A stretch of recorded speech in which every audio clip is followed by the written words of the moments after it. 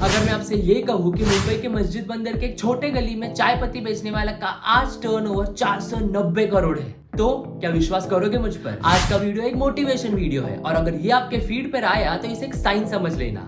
It's time to wake up. आज का video उन लोगों के लिए है जिनके पास एक जज्बा है, एक तगड़ा आइडिया है, पर शुरू कहाँ से करें। इतना याद रखिए कि आपके गली का एक ठेले वाला भी एक सक्सेसफुल एंटरप्रेन्योर बन सकता है अगर उसके पास सही मैनेजमेंट और मोटिवेशन हो।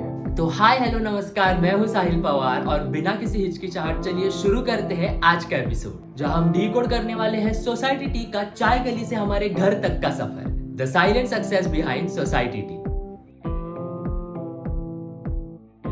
तो दोस्तों, हम सुबह उठते हैं, फ्रेश होते हैं और उसके बाद चाय का कप लेकर एक लंबी सी चुस्की लगाकर हम दिन की शुरुआत करते हैं। आह, खुश हो तो चाय, मूड ऑफ है तो चाय, कुछ डिस्कशन करनी है तो चाय, थके हो तो चाय। चाय हमारे इंडियंस के रूटीन में ऐसी मिक्स हो गई है कि हम चाह कर भी इसे अलग नहीं कर सकते। पर आज हम चाय की नहीं, चाय पत्ती की बात करेंगे। सोसाइटी टी, एक इंडियन ब्रांड, कैसे मुंबई महाराष्ट्र में एस्टैब्लिश हुआ ये ब्रांड घरों घरों तक पहुंच गया। सोसाइटी टी की शुरुआत होती है हीरावन प्रंजीवन दास से। उन्होंने 1924 में मुंबई के फेमस मस्जिद बंदर के एक चाय गली में एक नॉर्मल टी होलसेलर से अपनी शुरुआत की। जिन्हें यह चाय गली पता नहीं है उनको बता देता हूँ कि चाय गली बहुत फेमस थी क्योंकि पूरे राज्य से अलग अलग जगह से लोग यहाँ चाय खरीदने और बेचने आते थे। 1924 से चाय पत्ती बेचते बेचते हीरावन जी ने अपनी खुद की कंपनी 1933 में स्थापित की, जिसका नाम था हसमुख रायन कंपनी। उन्होंने अपनी पहली शॉप कालबा देवी में खोली। उनके हार्ड वर्क, डेडिकेशन और मैनेजमेंट के वजह से 80 का दशक खत्म होते होते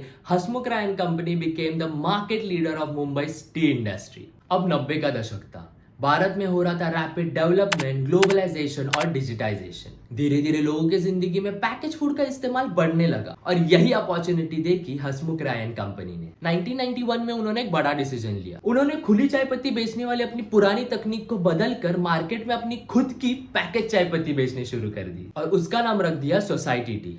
ये बदलाव मुश्किल था पर जरूरी था, क्योंकि जो वक्त के साथ नहीं बदलेगा वो पीछे रह जाएगा।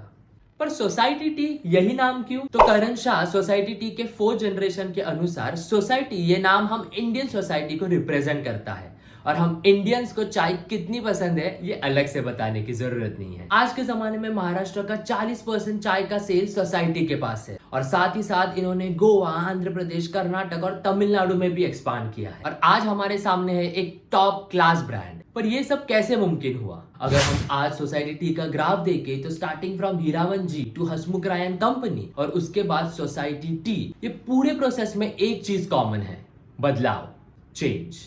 आपका कोई भी बिजनेस मॉडल हो, चाहे वो आपकी पर्सनल जिंदगी क्यों ना हो, change is the only constant. एक ठेले पे चाय पत्ती बेचने से एक शॉप तक और एक रजिस्टर्ड कंपनी से एक ब्रांड तक, लूज चाय पत्ती बेचने से पैकेट्स में बेचने तक। अगर उन्होंने बदलाव को अपनाया ना होता तो शायद सोसाइटी टी ने हमारे घर तक का रास्ता कभी पूरा ही ना किया होता। और इसी के साथ आते हैं हम हमारे लास्ट सेगमेंट पर, शिकवन।